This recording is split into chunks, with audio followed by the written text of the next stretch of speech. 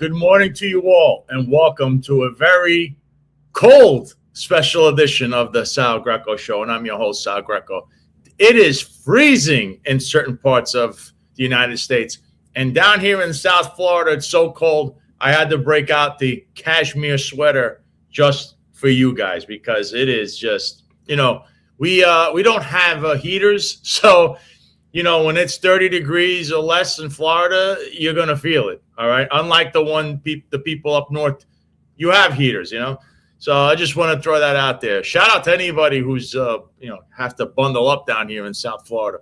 I see all you in the chat. Lone Silencer, Hood Mayor, NYC. Good morning to you. If you're watching on the Sal Greco Show YouTube channel, please hit the like, share, subscribe button, hit the notification bell as well, because there's a lot of news I pump out on YouTube between the little clips. Also, I repost things I post from X if you don't have X and you can't see it on YouTube. So please check us out there. Also on Rumble, the Sal Greco Show on Rumble. If you can, hit the Rumble button. Hit the follow button. You can share it out with your friends that do have Rumble. And, of course, if you're watching on X on the @Sal Greco handle, please hit the like button and share this out to all your friends, especially in the low information bubble. Also, if you can, follow me on X @Sal Greco. Same on Instagram. On the Sal Greco Show has its own Instagram and also TikTok @The Sal Greco Show, which – again, you can see a lot of clips that you'll see first coming up on there. I also have a Substack. You can follow me on Substack as well, where I post exclusive videos, but you're going to have to pay for a membership there. So I also posted an article there recently regarding the infamous Taconic Parkway incident that involved the off-duty sergeant. So you can go there. Also do my other show there. We call it External Affairs with my friend Jason Goodman from Crowdsource the Truth. And we talked about a lot of stuff on Friday night. And we'll get to a little bit of that later on the show. A lot of stuff with a certain unscrupulous billionaire and the people surrounding this billionaire, who is now deceased, by the way. So first up, we're going to backtrack on what's going on. So on Friday, I had posted this in regards to the New York City sheriff, which unbelievably has an NYPD car in front of his home still. So let me play this for you and let's break this down. October of 2024, New York City Sheriff Anthony Miranda received alleged threats from an emotionally disturbed person who has had a history of emotionally disturbed issues and was promptly charged for said violations. At the time, the NYPD Chief of Department, Jeffrey Maddrey, authorized an NYPD vehicle, that's Radio Motorized Patrol Vehicle, to stay in front of Miranda's residence in the 109 precinct. Now, the NYPD procedure, patrol guy procedure, admin guy procedure, protocol would be, if this is a panic alarm, if it's a sensitive location, a hazardous location, meaning there's hazardous materials there, they would need a NYPD radio, and also police officers would have to respond to this location numerous times during the day, which is called directed patrol, in order to observe that there was nothing going on there. Now, the question remains right now is, it's now 2026. Why is there an RMP, an NYPD vehicle in front of Miranda's residence in a 109? That vehicle should be out in the 109, which every precinct has a shortage in vehicles, and it could be used for patrol. Who is authorizing this and why? How is this slipped through two other chief of departments after Jeffrey Maddrey resigned in disgrace? What's going on here, soccer mom? So what's going on there, as I explained, as you can see, there's an NYPD vehicle in front of the residence of the New York City Sheriff Anthony Miranda, which, again, Miranda a while back had threats. This person was incarcerated for said threats. And the only way you can actually continue this by the patrol guy procedure and by NYPD protocol is the chief of department can always kind of do what they want. That's why it says in the patrol guy procedure that you must write a typed letterhead, which is a 49, to the chief of department and the deputy commissioner of IT to explain why said person needs an NYPD vehicle there. Now, you need a few things. A panic alarm. These people will then need an NYPD radio. And usually this is for just uniformed members of service. You know, you can make an exception, but again, it has to go through the chief of department and the deputy commissioner of IT somehow. So, and then also you have to have police officers there with a vehicle or showing up to do a directed patrol, which is you stand around for 20, 30 minutes, you go over the radio or you tell Central, which is the base, you know, that's the telecommunications division. You let them know that you're there and that you're doing a directed patrol, and you'll have to say what you observe, if there's anything to observe at all, and then go on your merry way. How is this going on since October 2024? As Michael M. says right here, why isn't the sheriff's office not providing coverage? That's a good question, Michael, because the problem here will be that the commanding officer at the end of the year, around November, in the same procedure, has to write another typed letterhead to the chief of department explaining why there needs to be a vehicle in front of this individual's home. Anthony Miranda, the only threats I see coming for this guy is the weed shops that he shook down and whoever he's hanging out with his buddy Jimmy Rodriguez, the mob associate and self-admitted criminal. What else would he be worried about? He's got a firearm. He's got plenty of sheriffs around. He doesn't need the vehicle in front, which, by the way, that vehicle could be used in the street on patrol for the police department since they're short on vehicles. I don't know if you know that. So the NYPD is short on vehicles, but we're going to waste one in front of the sheriff's house who has no issues. See, this guy has been in so many, the controversy surrounding this guy is nonstop. And he would create his own controversy, is why he would have to worry about anything.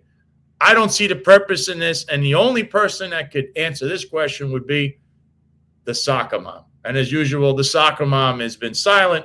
Hopefully someone brings this either A, to her attention, or B, from the media, show up in the press conference or one of the presses they have and ask them, why is there a car in front of the sheriff's home? I don't get it either. And that's a waste of taxpayer money, by the way. The guy's been locked up since 2024. And I don't know. But then again, why is he still the sheriff, Mayor Mamdani? So then, of course, the next thing I was going to discuss was, you know, that it's freezing out there. I think it's like negative 35 degrees. You know, look, the city that never sweeps too. There's garbage and snow everywhere. But there's a code blue in effect from how cold it is out there. Code blue, due to extreme cold temperatures, code blue procedures are currently in effect until further notice. Please call us at 311 or request assistance for any homeless person. You know that there's been people in the street, unfortunately, that have perished, that were homeless, that have nowhere to go. There's trash everywhere and there's snow everywhere. So clearly you have a mayor who's on the job learning. That's going to have its issues, like I keep saying. So the city is expected to stay at 32 degrees Fahrenheit or below for 15 days in a row. That's going to be a problem. I think it's probably even colder because over the weekend there was a lot going on, right? It was very cold. I don't know why. We'll get to the whole mobile field force thing with the police department, because if it's inhumane to have homeless people and try to shelter them while it's freezing, it'll be inhumane to have police officers standing on a foot post accomplishing what exactly? I mean, this has been an ongoing theme with the police department. But here's Michael Rappaport. The vehicles, by the way, in New York City, look how deep the snow is. They can't get out. You're not getting out of that. And when you have a spot that's shoveled out, like that, obviously that's one spot. The minute you move, another vehicle is going to take it and never move. But the plows came back in and were shoving snow back into the vehicles. So it's like there's a serious problem going on with this. And I'm going to get to a little bit more in regards to this because, like I said, there's a whole thing with the police department, and I put a video out and explained something. But before I do that, if you do live in South Florida, I would expect you, if you are Italian American like myself, to join the Italian American Civil Rights League. And if you join the Italian American Civil Rights League, we are having a Florida chapter kickoff, and we're going to honor, of course, my good friend Roger Stone, who is Sicilian. For those who don't know, he is. It'll be March 11, 2026 at 6:30 at Casa Calabria. But, of course, you got to go to iacrl.org. You have to join first, become a member, where then we will later on have plenty of other events. And then you could buy the tickets because it's a members-only event. And the place is beautiful. It's going to be a great night. And a lot to talk about with my fellow Italian Americans. As you could see, we're having a kickoff in New Jersey this month. And next month, we're going to have it for Florida. But again, there's plenty of things that we do. You can join the mailing list. We'll be sending flyers out, keeping people informed. And, you know, like issues like tearing down the Columbus statue, you know, we sued for that. So, listen, we're an organization that's growing, but we're also set up to fight for the rights of Italian Americans and all kinds of crazy stuff going on with this tyrannical government at times. So be on the lookout for that at iacrl.org. And, of course, if you're searching for news, why would you search using a major search engine when you could use FreeSpoke? I know you surf the internet and you search for things on a search engine and you don't get what you're looking for. Well, I have a solution for you, and that's FreeSpoke. FreeSpoke is a search engine that does everything without all the restrictions and all the censorship, and there's no porn ads. FreeSpoke is about authenticity rather than agendas. Labels media bias, no intrusions or data leaks. No porn ads, like I said, unlimited, unbiased AI. Also, deep dive podcasting. You can look it up. Go to freespoke.app.link/Greco. Download the app. You could also use the same link to get 35% off the premium subscription, which would be well worth it. Try it out. freespoke.app.link/Greco. There you have it, folks. And you Greco 35, you get your 35% discount on subscription. Of course, you can use this any way you like. You want to make the news more left-leaning, more right-leaning, or neutral, which is what I like. And it's not biased, and it has its own AI. And it's a lot cheaper than ChatGPT. So, FreeSpoke. I see here Chronicles of the Collapse says, I'll take 45 over 23. You're right. But with the windshield makes it colder. So if you're at 23, you're probably in the teens or worse. If you're in the 45, you're probably even less, in the 30s or below. It could always change on you. You know what I mean? I see Patrick Reddington. You're doing God's work, Sal. Thank you very much, Pat. I try my best, and it's not easy because you have so many detractors come after you, especially Joe Cott. But now I'm going to play you a video about what happened from Thursday to this weekend, and this is in regards to another fiasco Friday in the New York City Police Department. So let's play this, and we've got plenty to discuss with all of this. Another fiasco Friday in the New York City Police Department and in the life and times of the soccer mom. First off, the day prior, there was a CompStat meeting where the chief of department, Michael Hansi LePetri, informed everyone at CompStat that there would be no mobile field force for the weekend due to the inclement weather. Of course, notifications went out to cancel everything, but lo and behold, the soccer mom finds out, berates Michael Hansi LePetri, and it is right away changed back to everyone has to go to mobile field force. In fact, operations unit was sending out notifications to immediately annex what was just done. And inspectors were sent out to make sure that the cops that were originally scheduled to go are now going to mobile field force. That's not all. A Lieutenant John Ruiz from the Community Affairs Bureau, 31 years in the NYPD, doing a paid detail at Aloe Yoga LLC, decides it's a great idea to take a $275 charm with a napkin and put it in his pocket off a $3,500 bag. Of course, the manager saw this on camera, and now Mr. Ruiz was arrested and promptly suspended. 31 years in the NYPD, and this is what he'll be remembered for. Absolutely unbelievable. And to top it all off, why is the Tisch family all over these files regarding this unscrupulous, now deceased billionaire?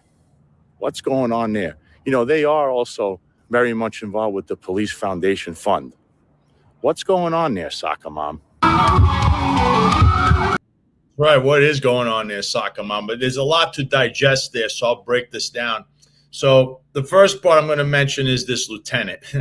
Now, this guy, from all accounts, and here it is, they wrote about it in the Daily News well after the fact of when I first reported this, but they went out and they confirmed everything. But of course, you know, I could have told you. I confirmed it long before they did. This Lieutenant John Ruiz, who from all accounts is not very well liked in the NYPD, doing a paid detail. You understand a paid detail is you're in uniform. You're supposed to be doing security in a store, a bank, a hospital. Decides it's a great idea to take a napkin out and swipe this charm off a bag. Now, the bag is over $3,500. The charm's almost $300. You have 31 years in the New York City Police Department. You have 11 years banked of a variable supplement. Your pension is going to be quite large since you're in community affairs, crime prevention, whatever that means. Somebody call his deputy chief, Richie Taylor. I mean, can somebody find that guy and tell him what's the big idea with this guy? I mean, this guy, look, he makes $230,000 a year. Not like he can't afford a bag like that, you know, so or a charm. I don't know what would possess someone to even do that. I don't know. People have asked, you know, I don't know. I can't answer that for you. Only he can answer it for you. But it's a petty larceny. So what's going to happen here is Mr. Ruiz will probably just put in for a vested, you know, he could just leave the job as we speak. He could retire today. He'll probably just retire. Right? He would keep his pension. It's a misdemeanor, but you would lose the terminal. And the terminal that you would take in the NYPD when you retire, for him, it's like over $50,000. You just threw away $50,000 just like that for this. I don't know what would possess him to do that. That's the big thing. And there's no post certificate / good guy letter. That's what it means, a post certificate. So he won't be able to carry a firearm, and he'll, you know, lose over $50,000 for a $275 thing that more than likely he could have afforded. But it just petty stuff and embarrassing for the police department. Just embarrassing for someone. You got 30 years on the job. You're a lieutenant. What the hell were you thinking? I really don't know. Like I said, but this, this is Chronicles of the Collapses. This is becoming more common. Lots of people who make great money caught stealing. It's not about being too poor. Some people are just kleptos. You're right. That could be it too. I mean, Lone Silencer says he mistook security and thought he meant secure something for himself. It was this Billy Blastoff. He would go to Florida and get his permit and his HR 218. No, you can't get an HR 218 without a post certificate, but you can get a permit if you're not convicted of any felonies. So, but yeah, he would probably, if he comes to Florida, he could do that. But of course, you got to keep a lookout. He's got long fingers. So now, the first part, this whole mobile field force, I'm going to give you the beginning part of this, and then I'm going to have my wingman, my co-host and the producer of the Sal Greco Show, Jack, come on. Mobile field force is not what you think. Mobile field force is a foot post. It's either a foot post or they want 2 cops, 1 in the vehicle, 1 standing outside. Thursday was Comstat. You know, that's when all the chiefs get together. Sometimes, as you saw, I gave you an exclusive look at the soccer mom, you know, berating someone and talking like, you know, she is the heiress as she is, and you are the peasant and as an employee of New York City Police Department. So at this Comstat, it was announced that they would be canceling all mobile field force. Why? Because it's freezing.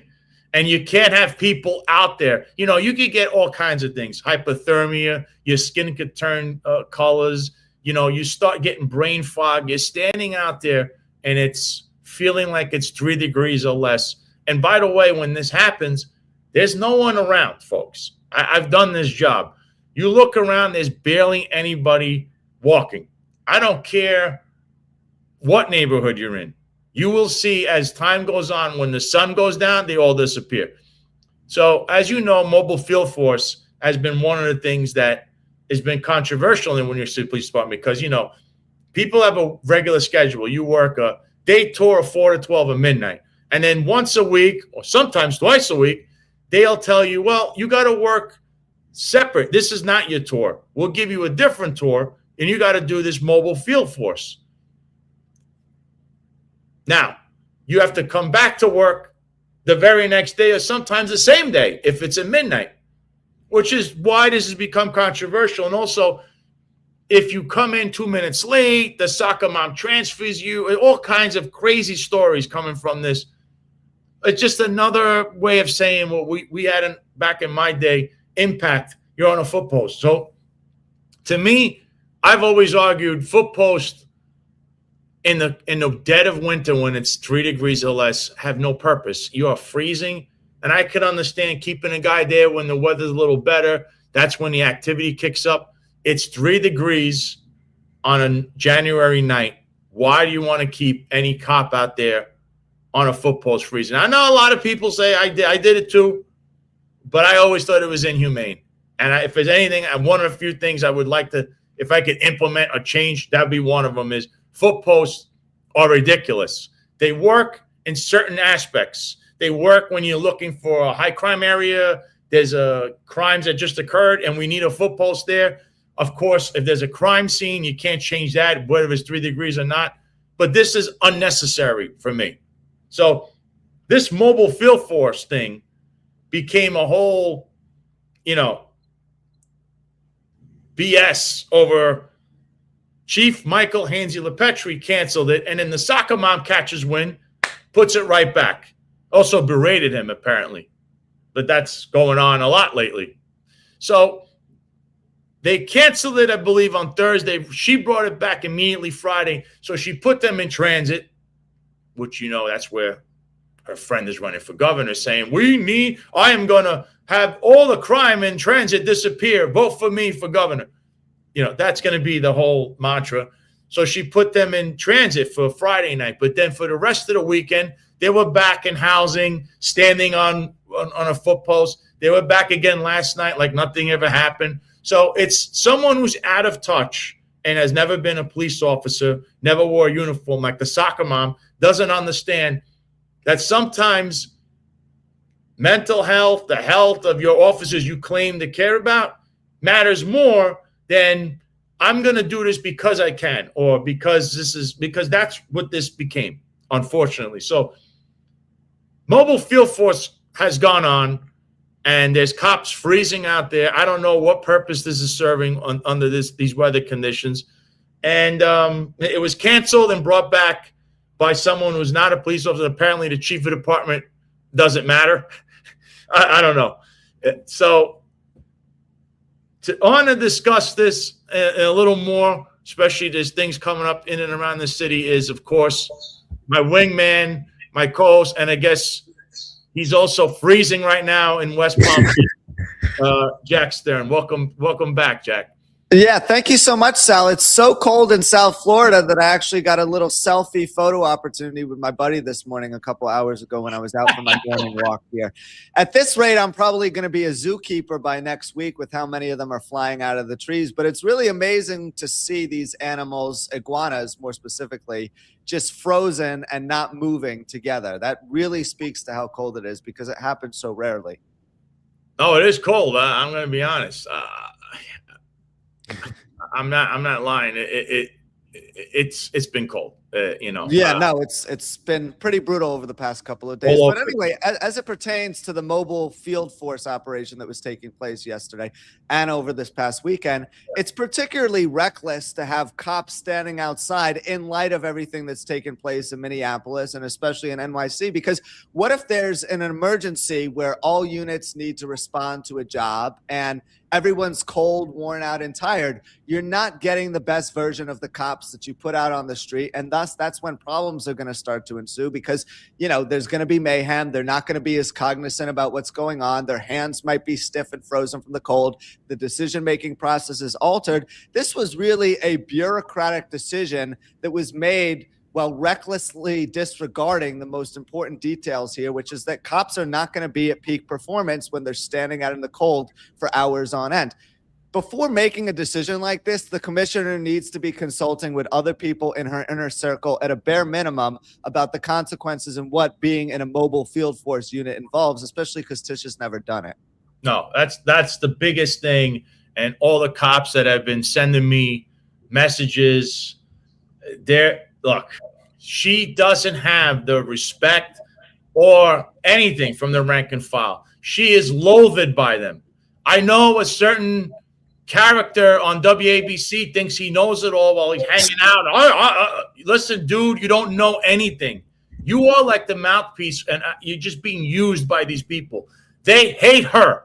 They don't hate her because she's a female, because she's rich. They hate her because she doesn't know the culture of the police department. And when you do crazy things like what happened this weekend, when, the chief of the department, now look, I've already exposed this guy. The guy is a little handsy, has a drinking problem, that's been, surfacing out there that people talk about all the time. But he did do the right thing by saying, we need to cancel this. Who are you? And I understand the police commissioner, but who are you who knows nothing of the police department? You don't know anything to turn it back around and change it. And by the way, Jack, she had some people. So here's the best part of the story. She had people trying to throw myself off by saying, well, it was the other way around, that LePetri put it back. When we all know she's the one that makes the final decisions, and she's the one that doesn't understand the culture when LePetri did the right thing. And if LePetri did change it, right, that only means that somebody must have told him to do it, because the order was there was no mobile field force. All the chiefs there said so. They said that, he canceled it. They already had started the process of canceling notification. Boom, here she comes and says, now we're going to change it. Who the hell do you think you are? As you know, that's how she talks to people. She's not this nice person that comes on camera, which, she'll talk to her Delaney, a little DCPI, stooge, and they'll write another piece, New York Post. Crime is down. What a great idea to keep a cop storing on the street corner, because that's going to really deter crime with 3-degree weather. This is what you're dealing with, Jack. I just want your civilian outlook on how great that looks. To me, it's always looked crazy, but the fact that they try to do the right thing and it was reversed back to just shows this woman's out of touch. Well, it puts people in danger, not only for the reason I just mentioned, because you're not getting the best version of the cops who are out on the street, but also, the department and a lot of people who live in neighborhoods that are understaffed have been complaining about the staffing shortage and the lower headcount in the NYPD right now. Think about the long-term health implications that can come about when someone suffers from hypothermia, when they're standing out in the cold for hours on end. Some people, I heard, there were rumors on X that people were peeing and defecating on themselves because they weren't allowed to take bathroom breaks. I don't know if it's true or not. Please confirm if you know. But either way, you're setting yourself up for failure when you have cops standing out there for hours on end, putting them at health and safety risks, impacting their judgment and decision-making process. And also, at some point, Commissioner Tisch is going to have to take feedback from someone else. We all saw that viral video where she said, "Oh, we don't do that bullshit here," in regards to something else that happened within the department. We've gotten to a point where the cops are scared of the commissioner, and they don't even feel like they can have an honest conversation with her about what should be happening logically and otherwise. And when you're not able to give someone who lacks law enforcement experience any constructive feedback, that's when you have a really dangerous relationship dynamic taking place, because everyone who's out on the street feels like they're being undermined by the police commissioner. Yeah. In reality, it's a very collaborative effort. At least it should be in theory. So you can't have a boss that's not willing to take any feedback from you. The best thing about all of the commissioners within the department that did a halfway decent job is that they were willing to listen at ComStat meetings and take feedback from members of the rank and file. Even if they did bend a knee to Bill de Blasio, whoever the mayor was at the end of the day, they still listened. Commissioner Tisch, I don't get the sense she listens to anyone. I think this is all about self-promotion and trying to get her next job. Yeah, also another thing that has to be said, no union head, no one from the union has said a word about any of this, that it was canceled and brought back. Nobody's arguing because they're all in the tank, because like I told you, the union is basically useless. And they should be talking about this, in that they're having officers out there freezing their ass off, and you canceled it. Why'd you cancel it and bring it back? I don't know. But this has been something that, you know, it happens. It's been happening for decades. They used to do things like this, but now it's very public what just happened. And many people knew that you canceled it and you brought it back. And you also, it's almost like being vindictive at this point with this woman. You know, she's a tyrant. You know, and there's two other nuggets I just found out about. Apparently Saturday night in Times Square. So SRG was on a car stop for whatever reason, and a drunk driver hit this SRG while they're doing this car stop. So obviously the drunk driver was a correctional officer, off-duty corrections officer, who hit the vehicle, was taken, you know, DWI, brought them down. They were throwing up, all kinds of stuff, this person. And of course, those cops were in the hospital apparently, and no visit, no mention from the soccer mom, which was Saturday night, which was really cold, you know. So that you know, and another one I learned is that apparently at the 106 precinct, the XO, the captain, is telling them he wants car stops, he wants traffic summonses in the middle of this cold plunge. Is anyone even out on the street to write summonses for? I mean, seriously. Yeah, he wants numbers for traffic stat. That's another one. The 106, as you know, has had its own controversy with crime numbers. They promoted people that were fudging numbers. So whatever's going on over there, it continues. There's always some kind of shroud of mystery over it. So this is all during this polar vortex, Jack. They want numbers. She could care less about the feelings or own cops being in hospitals. I mean, this is what you're dealing with. The unions are nowhere to be found either, Jack. Yeah, this is a great comment from the lone silencer. Have a better chance of getting a mime or mute to speak up before the union would in defense of their members. It's important to note here that the unions are talked about plurally. It's not just one singular union. And with the SBA and the CEA and some of the other unions for the higher ranks, it's like, as long as their members are being put in cars and allowed to drive around with the heat on, they're really probably not going to say anything. Also, sequentially, the timing of this, I'm happy you brought up the union lens, Sal. The timing of this is interesting because a lot of these unions are trying to get new contracts, or they're trying to renegotiate their current one. So as such, they don't want to ruffle feathers with Commissioner Tisch, and it's all about just doing whatever she says in hopes that she eventually rubs their back and helps them negotiate a new contract in the end as well. That's kind of the deal that's at play here. Also, you don't know about the union benefits that are taking place. When there's more promotions and there's more members, that are inducted into a specific union, that leads to more dues, right? So that leads to a more fertile revenue pipeline that a lot of people are unaware of. So the business component of the police department is firmly being grasped by Commissioner Tisch, and everyone beneath her really understands the game that they need to play in order to get what they want, whether it be more union dues via membership, better contracts, better conditions. Everyone's acting accordingly based on trying to get something. And that's really the saddest part of all of this. No one's trying to protect the people that they swore to protect. Yeah, I'll take care of it, bro. When they get phone calls in the middle of the night about it being so-called, yo, don't worry about it. Next thing you know, they're trying to get their back rubbed with a better position within the union. So, yeah. I mean, it's really been politicized in ways that even members of the rank and file are unaware of. And listen, my advice is to any officer, anyone having to do this, I would go sick if it's so cold.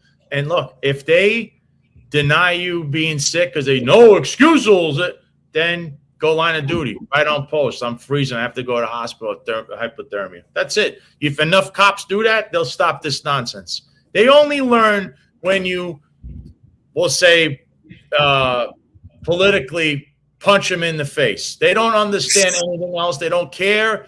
To them, you're a peasant, especially to this person. You're a peasant. So be smart and go to hospital. Why would you want to stand around with any of this? I would definitely do that if that was me. That's why they didn't like people like me. But then you'll have the Joe Cop. You know, the one Joe Cop will be 1 minute saying something like this. Next minute he changes. Next minute they go back to, because, you know, Joe Cop thinks they know everything, which we found out, by the way, in regards to Joe Cop over the weekend, that sergeant that had the shooting with the raccoon, which I could tell you, allegedly, this guy's going around saying he knows it's his fault. He said it. So all the Joe Cops running around, Joe Cop loves to run out there, Jack. And the minute you say something, they don't have their argument is, I'm going to tear this person down. And here come the ad hominem attacks, right? All the time. But for the actual issue, they making excuses for the sergeant that drove drunk and killed someone on the Taconic, and for this sergeant, this one was the raccoon. It was a rabid raccoon. It was had rabies. Yeah, they did a test, found out that the raccoon didn't have rabies. Who the hell do you think you are? Even if you're Joe Cop, you don't understand the nature of a raccoon. Like raccoons, they run around in the daytime, especially in the winter. They look for food. If cops, and you're not supposed to, you know, they have rabies. What are the cops at Rodman's Neck doing feeding the raccoons in the daytime from dawn to dusk? That's a fact. So Joe Cop is like, this is the reason why people hate cops, is because of Joe Cop. Joe Cop is always the one. He thinks he's the smartest guy in the room. He thinks he knows everyone. He knows everything, but knows nothing at all. So I like to throw that point out there, that the raccoon had rabies. Didn't have rabies. They said had rabies. He didn't have rabies. The raccoon didn't have rabies. There was no. Yeah, and it's the typical cover up too, because if a private citizen had gone out with their gun and shot the raccoon, they would have had a drone flying over their house. They would have had them identified within 10 minutes. Yeah. They would have conducted a thorough investigation, and they probably would have been prosecuted accordingly too. So that's kind of the double standard that upsets a lot of private citizens. Rules for thee never apply to me. But yeah, the problem, Jack, is for me is cops. Look, you know the number one problem is you don't hold each other accountable. No, you always want to. And I patted 2 cops on the back the other day that they shot a pit bull that was attacking people and bit someone in a bus stop and was about to try to bite the cops or do whatever. They had to shoot that pit bull. And the patrol guy, that's the way it states. You have to go after it. But you can pat people on the back, but you're not even willing to hold each other accountable. It's all this blindfolded back to blue stuff. And Joe Cop is like they're the worst. They're the worst. And that's why people, you need to stay informed. You need to stay informed. And I try my best. And like I said, just like with President Trump, you applaud them when they're doing great, but when something's wrong, you got to pull back and say, no, it's wrong. If we do anything else, you'll never have a functioning society. You're just going to be a bunch of savages forever, you know? I mean, before I switch into, I know you want to talk about this unscrupulous billionaire to yeah, list out there. So the Gothamist had this article up, NYPD reality show caused rift between Tisch and Adams' allies, records and officials say. And this just came up today, and it's in regards to the infamous document, whatever they were going to do, that TV show, and they called it Behind the Badge. It was produced by Dr. Phil McCraw's son, right? And there was a lawsuit because of this, because Mamdani put a stop to this. But there's a lot of things this thing is revealing. Look at this excerpt real quick from Kaz Daughtry. They wanted to show the compassionate side of CRT. Daughtry said in a phone interview, they wanted to show that these cops are not just going out there and beating people up on scooters. So they're not beating people up on scooters, but they're chasing mopeds around for hours on end in the South Bronx. They're getting in car chases where we don't even see the end because it results in a crazy crash that they don't want us to see. And this is very much so a controlled, not unfiltered version of what's going on with police work. Well, here's a good one here. It says here, it also shows another instance of Adams and his inner circle making an end run around a police commissioner, as reported under Keyshawn Sewell, the first woman to lead the department.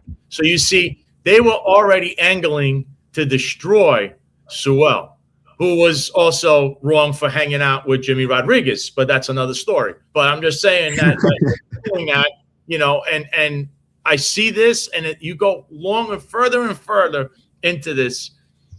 In the final hours, there was they sent a letter, December 31st letter, which was included in the city's lawsuit, signed by Adams' chief of staff, Camille Verloc, according to the records. But it's unclear who authorized it, as Adams has publicly praised the show. I mean, this guy's always in conflict. And clearly, now here's your infamous John Schell. I don't think the commissioner was too keen on it, right? But meanwhile, he was out with her and Sid Rosenberg recently. But, you know, don't think I don't know about that. I don't think the mayor was made aware of it, he said in the letter. Adams declined to comment. You know, and this is just at the end of this, when I'm reading, and there's a lot in this article, but at the very end, you know, Kevin O'Connor rips into this. He says, why would you have to rehabilitate a unit if you did it correctly in the first place? Everything they claim to fix will get fixed for the photo op, and it's right back to square one. It's dangerous, it's self-serving, it doesn't serve the community. Correct, Kevin. It's ridiculous what was going on here. The Sun put $500,000 in social media ads for Eric Adams.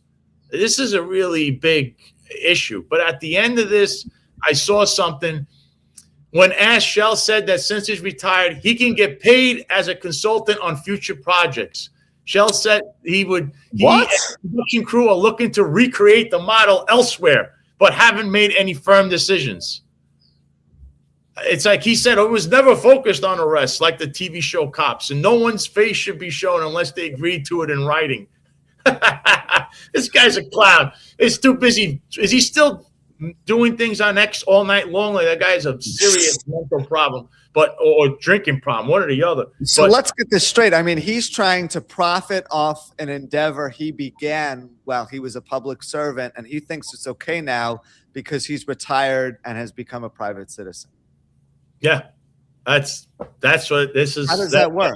That's clear theft of taxpayer funds. A great article written by The Optimist. You could tell there was a rift. Obviously, though, it's more a public rift because behind the scenes, the soccer mom doesn't have a problem sitting around Mr. Shell and Sid Rosenberg. So that's all. And by the way, where is that parking plaque? Because it was somebody has one right now that shouldn't.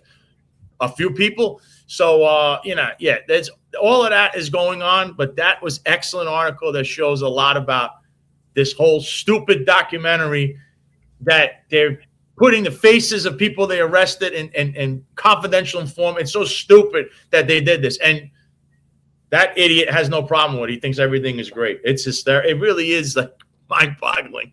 It's terrible that Eric Adams thought he could totally manage everyone's perception of what was taking place inside City Hall, more specifically the police department, where he served as the de facto commissioner, by creating these viral, sensationalized videos where the NYPD wasn't really actually doing much when you stripped it down. I mean, they were conducting very casual car stops, and then anytime anything went wrong, everyone lost their mind. They started going crazy. Like cars were speeding 100 miles per hour after people who were committing misdemeanors. I mean, it was very much so a weird operation. And then once the corruption scandals started to roll in, they kind of pulled back the throttle with some of these videos saying, hey, maybe we shouldn't be doing this as much now that people know what's actually going on internally. Kaz Daughtry continued it on his private account. Eric Adams continued to make videos from time to time, albeit not really policing related ones. But I mean, the damage had been done because they had signed a contract with Dr. Phil. They had become the story, and instead of covering the story they were supposed to be managing, and they have blood on their hands once again. The only thing that would really provide a remedy for the private citizens whose money was stolen because they used taxpayer funds with it for this would be having everyone pay back the money that they took. Like if Eric Adams and Kaz Daughtry and the police department has to pay back all the money that they stole essentially for their own private production, that's how justice would be brought. But unfortunately, justice is probably not going to be brought here because Eric Adams' investigation was ended by the Justice Department. So now they can't really find anything else. No, unless they start, there's other investigations going on with Tim Pearson and Phil Banks and all these other characters in the area, and Special Hagen says it best here. The show is reckless and selfish. Who in their right minds goes into the homes of undercovers and interviews their families? They might be in the street. We don't know. All I can tell you is that's not supposed to happen. And it puts the NYPD and the city in serious legal jeopardy for these things.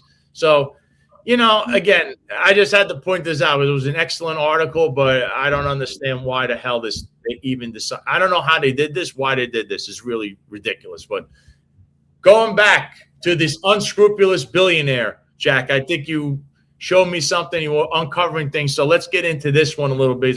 I mentioned a little bit on external affairs with Jason Goodman the other day on my Substack, but there's more stuff that came out. I saw a certain picture, and it's got my mind going. Yeah, so let's go sequentially here. The first thing that was released was an email from Jeffrey Epstein himself to Peggy Siegel saying that he saw director Mira Noir, who is Zohran Mamdani's mother, at a premiere for a movie, which was also attended by Bill Epstein and Jeff Bezos. This was kind of the first bombshell allegation. Then it became apparent that Mamdani was actually present with Epstein, with Clinton, with not only Jeff Bezos, but also Bill Gates in attendance as well. So, and remember, Bill Gates was the first one who was pretty much incriminated by the Epstein files when he admitted to having contracted an STD from a Russian hooker. He needed to have some sort of medication sent to him that he could sneak into his wife somehow so she wouldn't get contract the STD. It was a whole disastrous situation. But anyway, as it pertains to Mamdani was pictured here with Epstein. He wasn't sexually assaulted by him, but he was in his presence, and there was a connection. In addition to having a connection between Zohran Mamdani and Jeffrey Epstein, this is probably even crazier. Steve Tisch, the owner of the New York Giants, there was email correspondence that was released between these two parties as well, where essentially Steve Tisch was scouting what he later described to be adult women, and he's talking about women here and a woman he thought had a 10 out of a 10 ass. So pretty much he was relying upon Jeffrey Epstein for facilitation of relationships with women. It's unclear if he was hiring prostitutes or if he was just being set up with girlfriends or mistresses, because he was married with children at the time of this email exchange. So the bottom line here, as it pertains to New York City, is that Zohran Mamdani and his family was connected to Jeffrey Epstein. Jessica Tisch and her family are connected to Jeffrey Epstein as well. There was speculation that ensued about Mitch Epstein, who was Mira Noir's first husband. For 9 years, he was married to Zohran Mamdani's mother before Zohran Mamdani's mom got divorced, remarried with Mahmoud Mamdani. Mitch Epstein, who was her first husband, is not related at all to Jeffrey Epstein, but there is now some speculation that there's kind of a distant relationship, like a second or a third cousin relationship. And everyone's really suspicious about all of this because it had never been disclosed previously until the files were released. Yeah, so Meir Mamdani grew up around and knows Jeffrey Epstein. I mean, this is what I'm seeing here. This picture of Mamdani as a child is clearly that's Bill Clinton. So he knows the Clintons. I don't think he's ever mentioned that. Bill Gates, Jeff Bezos, Ghislaine Maxwell, and Jeffrey Epstein. And there's his mom. And, now it looks like his mom has known Jeffrey Epstein for a while. It wasn't just like, oh, they just met up and they knew each other. And I had no idea about this email first with Mamdani thing, and then with Jessica Tisch's cousin, which is Stephen Tisch. But if you go back and look in the same files, previously we learned that Upper East Side residence of the soccer moms, and when she sold it, that residence was also in the files because the brother, I believe, brought over Jeffrey to the place, or vice versa, was in there. This connection, it's almost like a power structure, we'll say, in New York City, which I always say it's a permanent bureaucracy there. They're the ones that call the shots. See, now you start to think Mamdani, obviously, he's been, taken up by this bureaucracy to reach the level that he has because look at who he grew up around with this guy. And I mean, he's a big time Democrat, we'll say. He was big with the party. But for me, as big as this was, there's another guy who's all over these files. And this guy had an interview or whatever, 15 hours. And what's troubling is that he's a big MAGA guy, or allegedly MAGA guy, and that's Steve Bannon. Steve Bannon, who on his own show in the past used to talk about, oh, Epstein filed, Epstein this, Epstein that. Steve Bannon is talking to this guy. You got to see the messages that go back and forth. These guys were more than just, I got to do a documentary for it. They're very chummy, very close. Very close. Okay? And here, this guy Bannon he did an interview or something with this guy for about, they say 15 hours. 15 hours, I don't know, it's missing. We can't find the 15 hours. Yeah, it was released in pieces too. We don't really have the full details. Yeah. So not knowing what's going on with this, the full story, the more you read the files, they have interactions. They discuss meeting, going to Epstein's residence. Just so you know, Steve Bannon also badmouthed the president numerous times to Jeffrey Epstein. So that's how he really feels. So I don't know why Trump decided to this just shows you why people think it's WWE and don't like President Trump. Because he posted a picture of Steve Bannon today on his Truth Social, yet this guy completely dogged him out with a guy, Epstein, who now they're trying to use to try to, I don't know, impeach Trump or something. They've mentioned Trump's name with this guy, yet there is no, other than whatever's alleged in this thing too in the past, there is no serious crime or anything allegation between Trump and Epstein.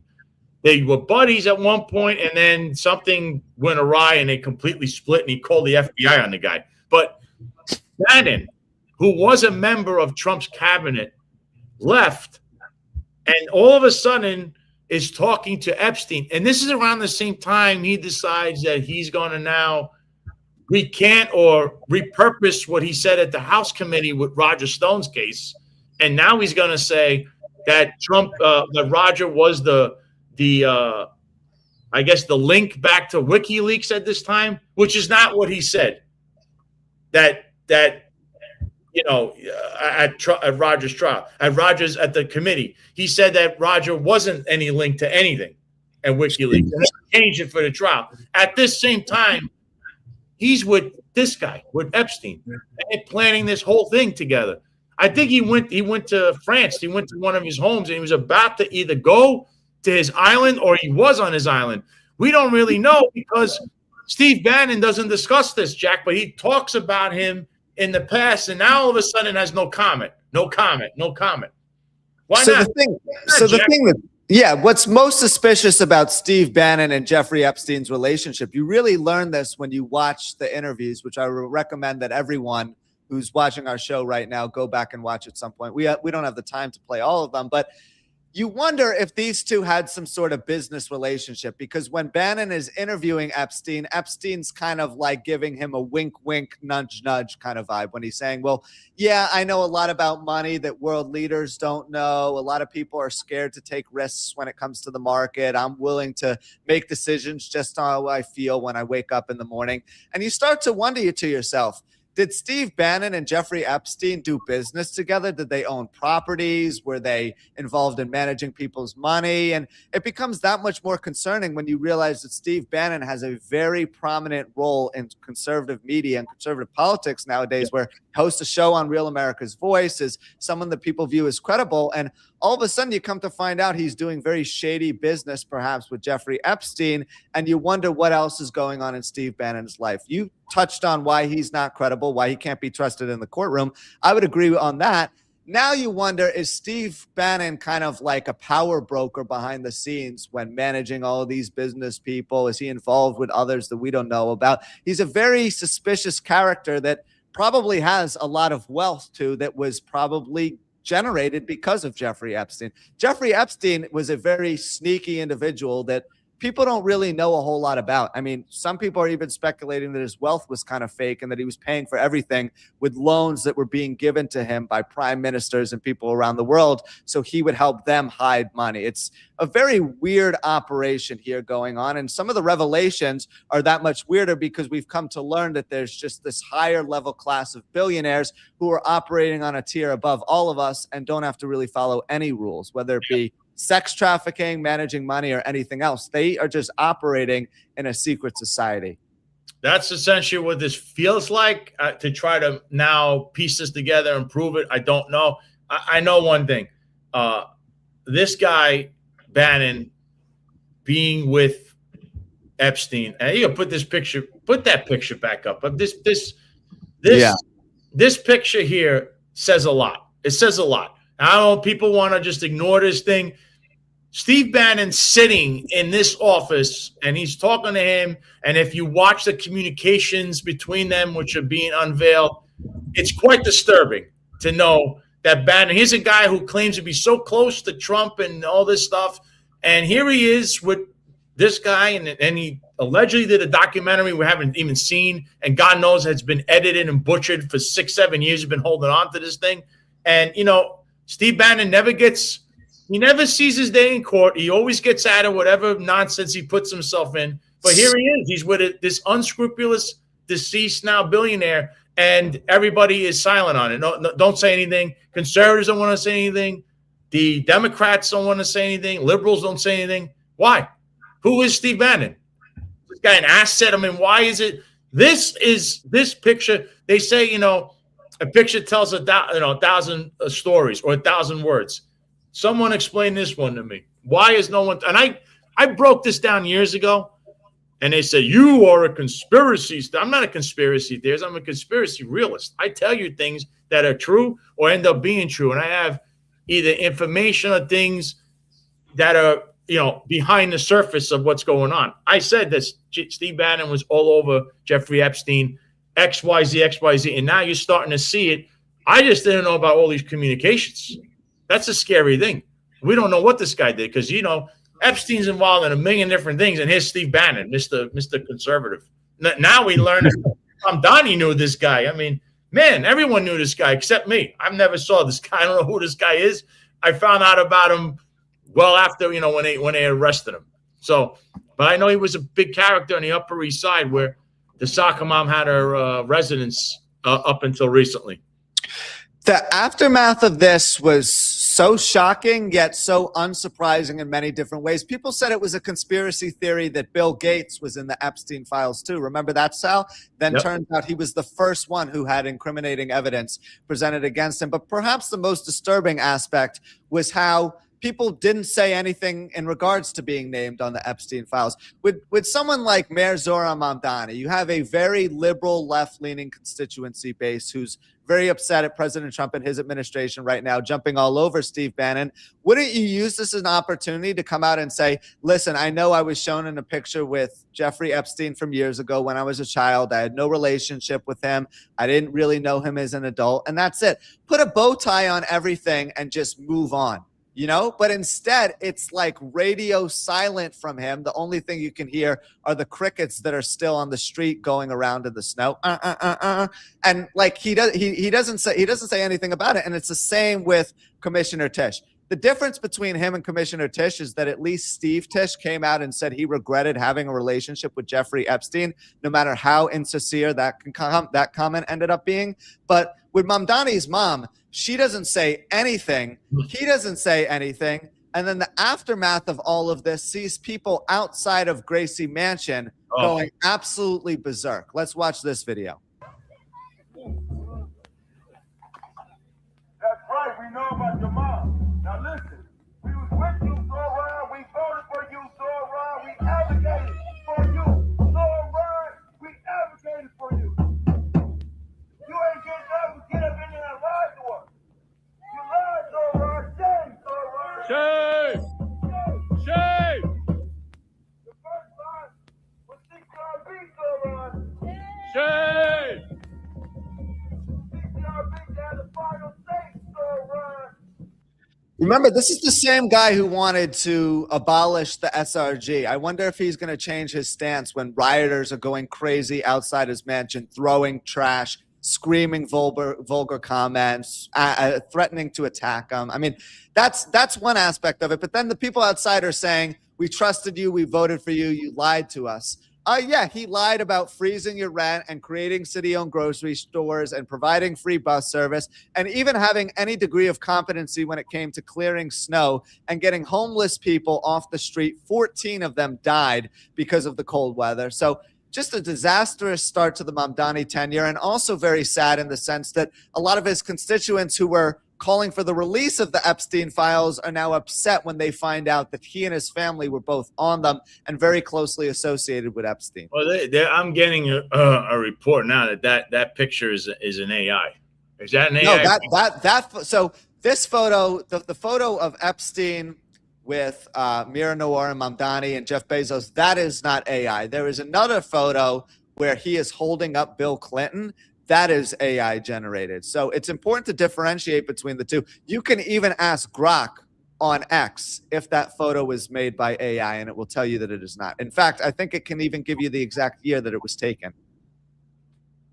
Okay, I'm just making sure because Yes. I just got a report. Is that AI? No, it is. It's not AI, and you also know that it's not AI because there's email confirmation that Noir was in attendance that I did see at the premiere. So the story lines up in this case, and all of the verification processes that photo has been put through have confirmed that it is factual and accurate. Yeah, that one, I told you that I got hit out of left field. I would never have said they know each, even as a kid. I mean, like that the Bannon thing is the Bannon one has really got me thinking. Because I said this on with a little bit of when I was with Jason the other day on external affairs. We would Steve Bannon. Think about what happened between January 6th. It was his show that literally would preach going into the streets and doing all kinds of crazy stuff. Go back and listen, you'll hear it. He also didn't testify when he could have clearly. When they send you a subpoena for Congress, you could go there and you plead the fifth. He didn't do that. He just ignored a subpoena. Of course, that's a crime. That is a crime. Okay. Then he had to build a wall scam, right? Which he was pardoned on, but they charged him in New York. But somehow, Artie Idala and the usual suspects are involved in that. And then he's an unindicted co-conspirator in the Miles Guo case where he was convicted. These are things that are actual facts that let's not look at this. I don't get it. This is the latest bombshell accusation, which came about a half hour ago. Text messages show Steve Bannon bragged to Jeffrey Epstein about secretly building private border wall near El Paso, Texas. Wow. Interesting. Was this approved by President Trump? Was Jeffrey Epstein in on this? Were there private developers who helped him with this project? So many questions, so few answers. And Jeffrey Epstein continues to perhaps be the most mysterious person involved. So the wall, which was his other scam, he was trying to get Epstein involved in it. That's what this looks like, because that's what he was doing back at the time. He wanted he was going to pay for a border wall and bring in people that he conned out of money, and all of them went to prison except for him. He went to prison because he ignored a subpoena, which is on him. That is unbelievable. See, the Bannon thing, people keep ignoring, but you shouldn't. The Bannon thing is very important. This guy is a almost like a godlike figure to some. And you look at and you go, if you have a problem with Epstein, how do you not have a problem with Bannon? Oh, it's not what you think. What do you mean it's not what you think? Look, these guys are chummy. I just don't understand the logic. Same like the Joe Cop. I don't understand the logic of some that say, we are, whatever, Trump supporters, but we want the release of the files, everything. Then one of the people that you were listening to or cherish is with this guy. And very recently, he was talking to him just before the guy passed away and went to jail. And there's silence. Oh, don't mention it. Don't mention Steve Bannon. Why? How close are these two guys? What was really going on? Bannon thinks he's going to run for president and not answer this question. That he's running for president, Jack. I don't know if you know that. He said that himself. I mean, he might have said that, but he's not going to beat out either J.D. Vance or Marco Rubio for the Republican nomination. And President Trump is going to wind up endorsing one of those two guys from when it's all said and done. So good luck with that, Stinky Steve. But beyond that, you wonder if Stinky Steve was more heavily involved. We talked about the financial component, the sex offender stuff. Like, was he involved in Jeffrey Epstein's death too? I mean, by all indications, Jeffrey Epstein did commit suicide, but also there's a lot of things that Epstein clearly knew that he wasn't talking about. Also, how was he kind of in the middle and in the right place at the right time, just ironically so? That's the other big question I have about Jeffrey Epstein. He always seemed to be with prominent people when something was happening, which leads me to believe that he was personally involved somehow too. Yeah, I'm still getting things about this picture with Mom. If that Mamdani picture with Epstein, it's showing up that it's. I think Google or something said it's not real. So. Grok told me and Grok told everyone else on X that it is real.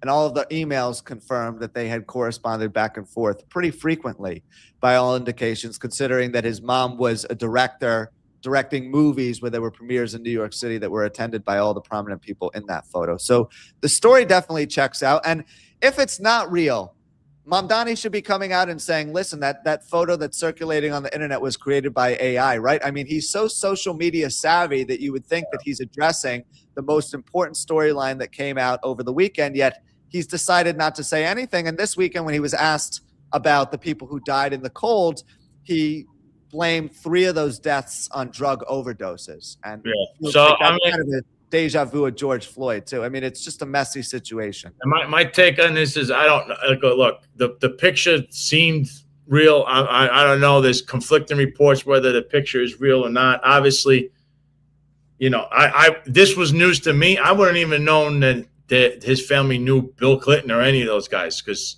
clearly there's philosophical differences. But again, the permanent bureaucracy would make sense that the rise of his political career. And again, he's learning on the job. Would these people be behind it? They're all Democrats. You can make an assumption. I'm not 100% sure.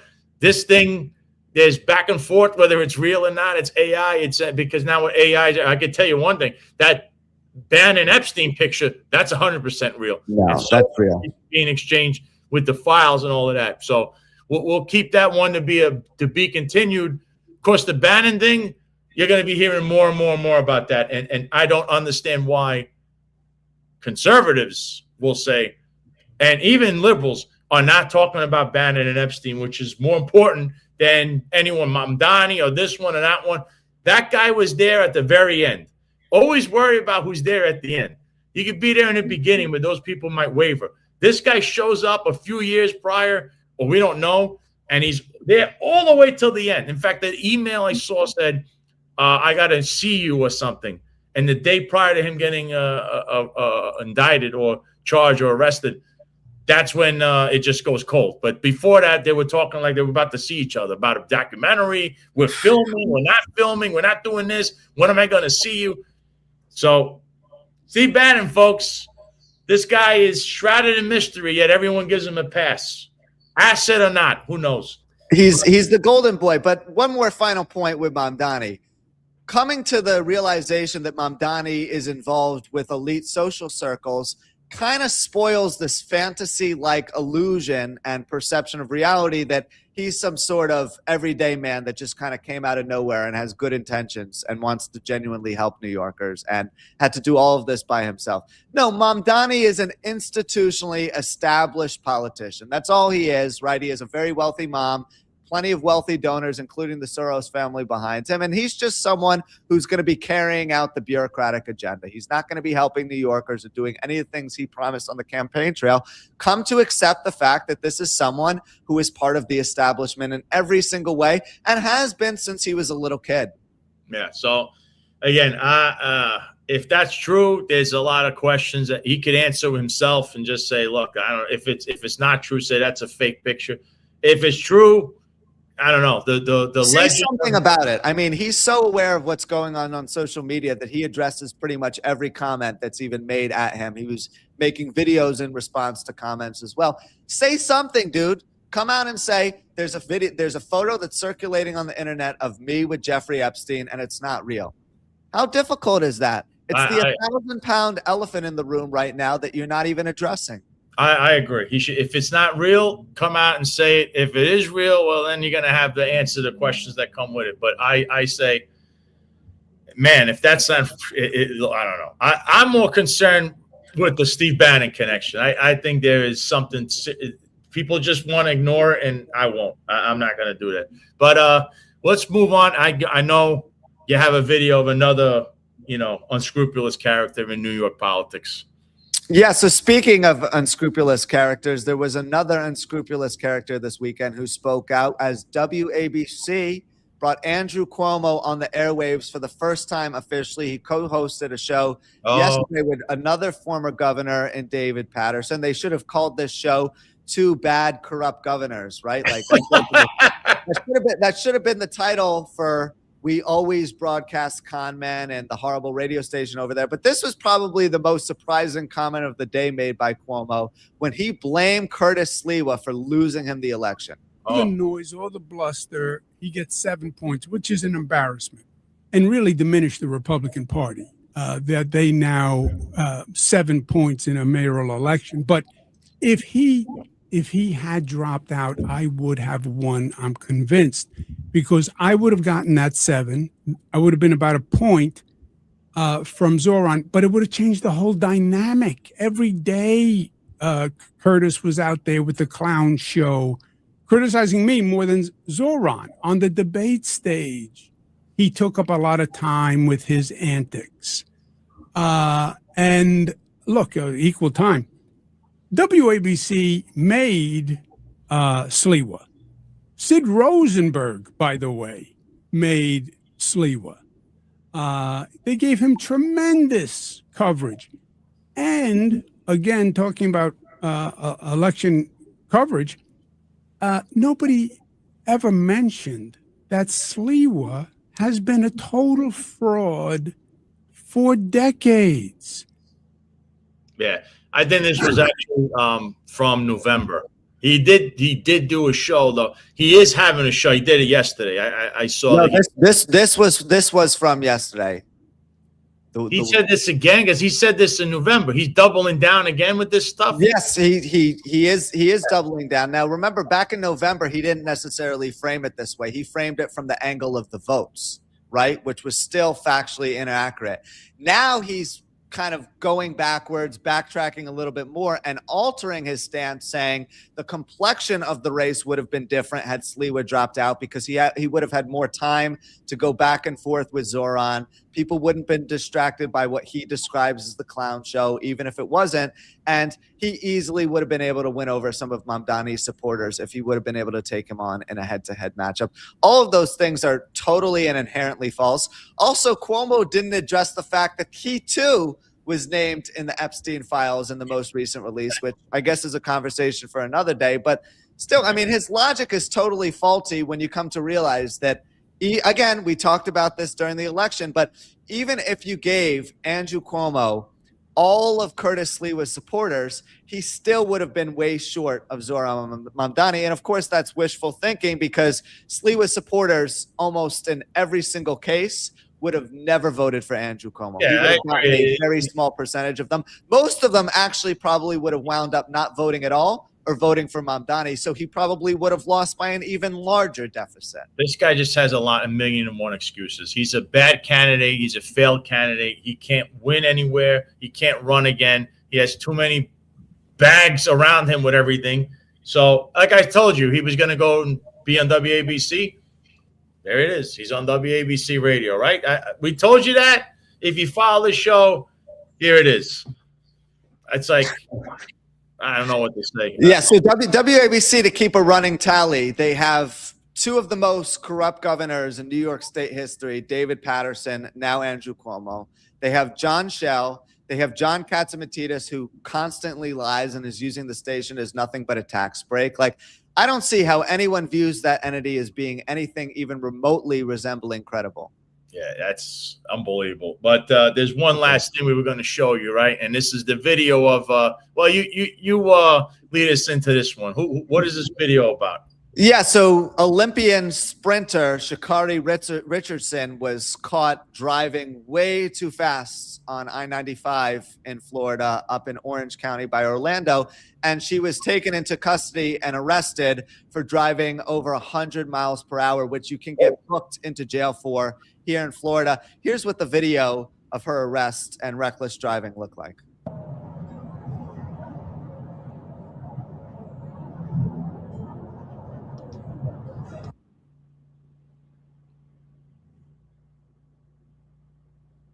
For folks that don't know, that is a LiDAR, and the LiDAR is what we use. I would wipe that smile off your face. I'm Sergeant McDaniels with the Orange County Sheriff's Office. You're being stopped for dangerous excessive speeding. I understand my tire at the back is like literally on 29. So you're driving at 100. Hold on. You're driving at 104 miles an hour in a 65 mile an hour zone with subpar equipment, flashing people to get out of your lights, out of your lane, following too close, using every lane to pass everybody, cutting me off, passing a car on the inside shoulder with their hazard lights on. You're going to jail for dangerous excessive speeding. I'm so sorry. I did not mean to do that. My phone, I didn't even know my car was speeding.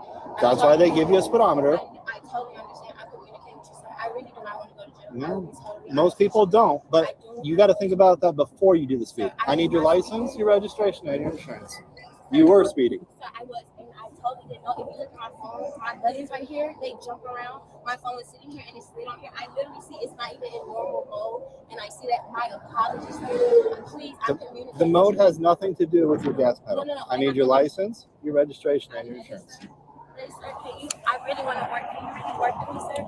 I promise you, I am a law-abiding citizen. I have my ID, my insurance on my phone. There was no intention of me speeding today. I promise you, sir. Is this a good address for you, Lake Valley Drive? Yes, sir. I'm here. I love you, sir. Please work with me. I promise you. I don't know what work with you means. Not work with me. I understand that. I will take the ticket. I will show you. No, like I told you, you're going to jail. Please don't allow me to go. Please, sir. Please. Listen to me. Please, sir. I really. It's nothing you say is going to change that. You are going to jail. Sir, am I going to jail, Jake? Yes. Sir, I really was not intentionally speeding. That's even more scary. That means that you're doing things unintentionally on a task that requires all your attention. Sir, please, I'm begging you. You are going to have a little bit of time to make some phone calls. You are going to jail. I am towing your car. Please, sir, don't take me to jail. I will do everything. No. I will do everything. You have two options. Listen. Sir, please. Listen, you have two options. Please, sir. The first option is you can either ride with me in my car, Sir, Damn, that's loud. The second option is you are going to go to jail in a cage car. Which do you prefer? I promise you, I don't want to go to jail. I'm right here. I have a team here. So yeah, I mean, this is just a very troubling video because the cop seemingly so was in an unmarked car, and Richardson had no idea he was following her until he came right behind her and put his lights on. There is no reason on planet Earth that you should be driving over 100 miles per hour unless you're on Daytona Speedway or at the Indy 500 or something like that. It's totally inexcusable. You're putting everyone in danger. I'm happy she's being taken into jail because that increases the likelihood that she's not going to be doing something like that again when you're recklessly disregarding everyone's safety just to get to where you want to be going a little bit quicker. Yeah, you know, she's trying to assert dominance in that discussion. Oh, I'll work with you. There is no I'm working with you. First of all, she was speeding. She actually went around his car and was dangerous, swerving all over the place.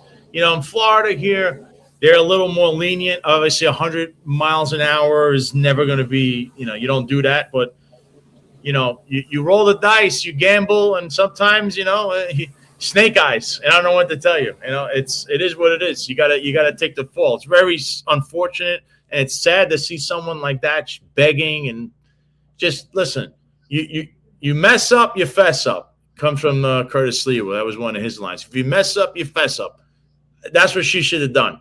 So, you know, it doesn't matter who you are, but probably the way she's talking, though, and she's trying to assert herself as I'm talking to, you know, I'm going to tell you, I'll work with you. You just messed up. Who you trying to negotiate with, you know? That's today in society, Jack. It's just, that was very sad to see her begging and just you messed up. It is what it is. Special Hagen says Sha'Carri stays in trouble. It's sad because she is so talented. Yeah. That's part of the problem with these professional athletes is they feel like they're above the law because they've been treated like important people their entire lives, whether it be not having to go to class when they were in school because they were such good athletes, whether they've been in trouble. I'm led to believe that Sha'Carri's gotten off in the past with more lenient offenses when she committed crimes because she's saying, I'll work with you. I'll work with you. That seemed like it was a rehearsed line. But either way, there is no way people can be above the law in a situation where they're recklessly disregarding someone's safety.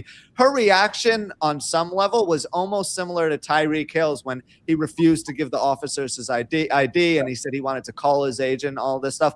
They think that they can do whatever they want because they're talented athletes, but I fully support the law enforcement officers in saying, no, listen, you're under arrest. You're driving recklessly on the highway. You're putting everyone in danger and you're putting yourself in danger. That's probably the worst part of all of this in a very recklessly disregarded manner, obviously, because you don't seem to understand the consequences aside from going to jail. And you need to face the music and face the consequences. I'm hoping that she has her license suspended for driving like that. Imagine if she was driving next to you at 100 miles an hour, almost clipped the front of your bumper, almost hit you in the back, is swerving between lanes without even putting on a turn signal. I mean, come on, you're not driving for NASCAR here. Yeah, listen. I guess this would be the sports story that we usually do for the show because, like, it's quite sad to see that, and I don't know if that's a rehearsed line, if she's done that before, you know, talking like that. I really don't know what she means by I'll work with you. There is no working with. So you want to get let off for something that other people have been arrested for or, you know, getting 100 summonses for. You want to be let off because why? Because you're privileged, that you're better? I don't know. That this is what usually has happened. You know, Special Hagen says she has gotten away with all kinds of stuff. Earlier this year, she was caught on tape assaulting her fiance. He's still with her. I don't think she did any jail time. So, folks, this is what you see out there. People that think they could get away with whatever it is that they're going to do, while they also would look down on you as you're the common folk. When everyone is even, no matter how much money you have or who you are. But this person feels inclined to tell the police, I'll work with you. I'm wrong. I know I just committed a crime. I'll work with you. Please, please, please. You know, I seen that just very sad, very sad. And, you know, it seemed like the officer actually did kind of work with her a little bit, at least, because what you didn't see in that video is that Richardson was allowed to call her boyfriend to come onto the scene. her boyfriend that she assaulted previously. And when he showed up to the scene, he refused to obey the commands by the officer who was already there, and he was placed under arrest too. So they did a lot more in her favor, presumably because who she was, because of the conditions that happened, and her boyfriend ended up getting arrested as a result too. The saddest part of all of this is I guarantee the next time she gets behind the wheel, maybe she's not driving 100, but she's at least going 80 in a 65. This is the type of behavior that professional athletes think they can repeatedly get away with because of who they are. Yeah, and her fiance, by the way, is an Olympian track star too, which I don't know how that dynamic is. They're, having domestic issues. Whatever. He's arrested when he comes to her rescue. I mean, it's just like a turmoil-ridden relationship all the way around. And you hope these people are acting responsible, because these are very young adults with a lot of money, and seemingly so, they don't know what to do with it, and they don't know how to behave either. And that's going to be increasingly problematic when the revenue streams start to die down eventually. Yeah. So I don't know, you got anything else before we get out of here? It's a very, very cold, chilly day here in South Florida.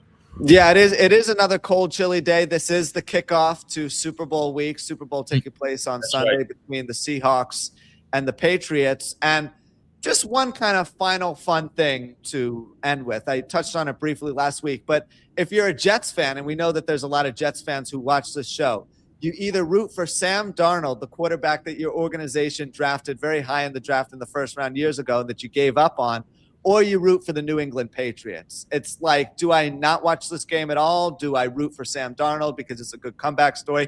Do I root for the Patriots because I like Mike Vrabel, even though I hate the organization? This is one of the dilemmas where you can't win. It's like being a Mets fan watching the 2009 World Series. I know that's a feeling you're familiar with, Sal, where the Yankees played the Phillies. You have your crosstown rival, and then you also have a team within your division. Yeah. Well, I'm going to say I'll tell you who I think is going to win coming up, at the next show. So on Thursday, I think we'll go over the Super Bowl picks. We'll see what happens. And, we'll see if the country gets a little warmer, because it's a polar vortex everywhere. And, again, if you're a cop standing out there on a foot post, if the things are getting really rough and they won't let you go on a vehicle, or somebody come pick you up, other cops, go to the hospital. Hypothermia. That's my advice. Don't let the soccer mom, ruin your life for her political aspirations with her friend. So, and to make it seem like she's actually staffing the streets as well, or perhaps, I mean, if things get really bad, maybe think about consulting with an attorney, obviously behind closed doors, because if you contact your union delegate, they're going to either say that they're on it and they're taking care of it, or that you need to suck it up. I mean, as much as the unions do like to stick up for union members in some cases, they're very bad about responding to these sorts of dilemmas. So, yeah, just kind of food for thought there from the civilians' angle. Yeah. All right. I guess that'll do it. So, listen, if you guys can, iacrl.org to get more, find out about our South Florida kickoff with our event for Rogers. We're honoring Roger Stone. And also, don't forget to go to Free Spoke. Follow us everywhere: TikTok, Instagram, at the Sal Greco Show. Also, Rumble, YouTube. Don't forget to hit the Rumble button, share it out, the Sal Greco Show. And also follow us on X at the Sal Greco. Same thing on Instagram if you want the latest that's going to come up. Because, of course, there'll be a couple of days where I'll be getting new nuggets and putting them out. So stay warm. Stay focused. The whole country is freezing right now. I don't know what this, hopefully this ends in a couple of days, but we're going to sign off from a chilly South Florida, where, as you know, it is a sunny place for shady people. What I'm asking New Yorkers for is to look back at all the things I've done as a deputy commissioner for operations, as assistant commissioner, and my time as a not only as a New Yorker, but as a police officer. I get stuff done. Listen, there was a book that came out that Jasmine Ray wrote. And in the Daily News today, it stated that there was a sexual action that happened in Borough Hall. She reported in that book. And it wasn't. You're a dark, sick person, man. You know that? You're a dark, sick person. Your name was on the byline. And there's some of you that have been covering me. You guys could part. Let me do this. Y'all could depart. Some of you have been recovering me for 3.5 years. Some of you are so sick and dark, and you're the leader of that. You're one of the most dark writers that I've ever seen in this city. And your personal sick vendetta and the sickness of how you think of over-sexualizing a black man, that in the book is stated that there was a sexual action in Borough Hall. That was never in the book. But that's typical of the sickness and the darkness of your sick mind. You're one of the sickest reporters I know. Go to the next question. You're a sick person.